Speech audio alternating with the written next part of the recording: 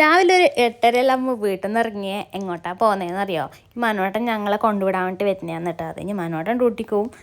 അമ്മ വന്നിട്ടുണ്ട്. അമ്മ നമ്മൾ ആനപ്പട്ടിയിൽ നിന്ന് എടുത്തു കേട്ടോ. അമ്മക്ക് പല്ലു വെക്കാൻ വേണ്ടിയിട്ട് പോകുന്നതാന്ന്.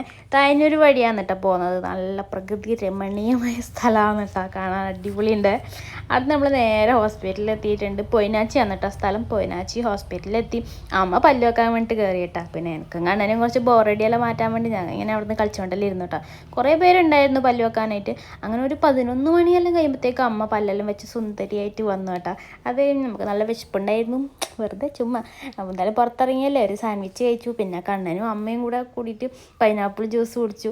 ഞാൻ സാൻഡ്വിച്ച് മാത്രം കഴിച്ചു കേട്ടോ. അവിടെ നിന്ന് പിന്നെ നേരെ ഒരു ബസ് കയറിയിട്ട് ഞങ്ങൾ കാഞ്ഞങ്ങാടേക്ക് വന്നു. കാഞ്ഞങ്ങാടൊന്നും വീണ്ടും ഒരു ബസ് കയറിയിട്ട് അടുക്കത്തേക്ക് വന്നു കേട്ടോ. അപ്പോഴത്തേക്ക് ഉച്ചയായിട്ടുണ്ടായിരുന്നു. അപ്പോൾ പിന്നെ ഞങ്ങൾ ഒരു ബിരിയാണിയെല്ലാം കഴിച്ചിട്ട് നേരെ വീട്ടിലോട്ട് വിട്ടു കേട്ടോ. അപ്പോൾ അത്രേ ഉള്ളൂ. ബായ്.